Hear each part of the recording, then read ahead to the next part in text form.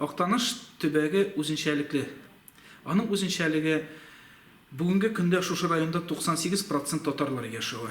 Якын тирә районнарны алсак та, кайда гына барсак та, инде бу хәтлек 98 чиста татар кешеләре булуны без күрә алмыйбыздыр.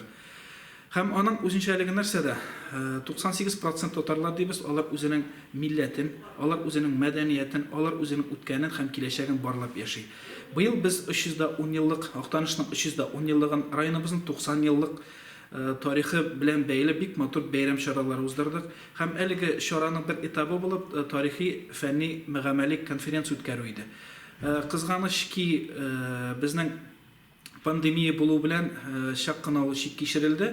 Һәм инде менә 17-18 декабрь көннәрендә татар халкының милли һәм мәдәни үзәге буларак Көнчыгыш Кама аръягы исеме астында без конференция уздырырга планлаштырабыз.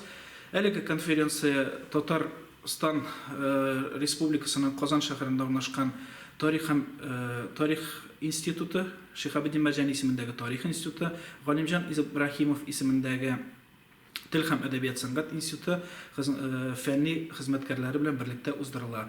Иң беренче чиратта без китап чыгаруны планлаштырабыз һәм инде фәнни һәм гамәли конференция нәтиҗәләре буенча безнең җыентык чыгарга тиеш була. Әлеге конференциядә нинди сораулар күтәрелә соң? Безнең тарих, иң мөһиме тарих. Безнең әйткән халыкта шундый сүз бар: үткәнен белмәгән халыкның киләчәге юк. Чыннан да бу тарих инде безгә дә кирәк һәм инде киләчәк буыннарга да кирәк. Кайчан безнең җирлеккә кешеләр килеп урнашкан, алар нинди тормыш алып барганнар. Бүгенге көндә менә шушы анклав булып 98% татарлар ничек сакланган һәм киләчәктә шушы сонда безнең татарлар булырмы? Һәм Актанышыбыз безнең чынлыкта да ул татар милләтенең бер үзәге булырга тиеш. Үзәкләр күп, әмма ләкин бер үзәктә дә 98% татарлар, 100% татарлар яши дип әйтеп булмый. Бүген көндә Актаныш 98% татарларны, менә ул безнең бик мөһим сан һәм инде менә киләчәктә дә шушы тарихи фәнни гамәли конференциядә без киләчәк буыннарга да калдырырлык материал тупларга тиешбез һәм инде үзебезгә шушы милләтне саклау, үстерү һәм киләчәктә дә кешеләр үзенең татар, мин татар дип горурланып яшәүләрен булдыру максатына уздырыла әлеге конференция. Әлеге конференциянең асылы шулай ук. Быел белгәнебезчә алдагы елда безнең халык саны исәбе була. Бүгенге көндә инде күрше Башкортстан Республикасы бик актив эшне алып барды. Әле без йоклыйбыз дияргә кирәк. Бүгенге көндә әлеге эшчәнлек буенча әле безнең бик зур хәрәкәт бар дип әйтеп булмый. Бу конференциядә шул ук киләчәктә халык санын алу буенча эшчәнлекнең старты да булып торырга тиеш.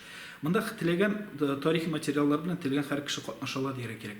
Иң беренче чиратта инде нигезләмәне укып чыгып, аны тарих институтына безнең материаллар җибәрелә, анда тарих фәне буенча фәнни хезмәткәрләр өйрәнә һәм инде әлеге сборникта ул чыгарга тиеш булып тора.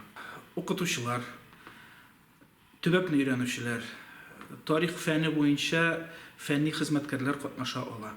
Безнең бу тарихи конференциядә зур фән хезмәткәрләренең катнашуы планлаштырыла. 3 секциядә үтәчәк ул безнең. 3 секциядә үтәчәк һәм инде кемнең тарихны барлау буенча теләге бар, аның материалы бар, аның эшчәнлеге бар икән, ул конференциядә катнашырга мөмкин.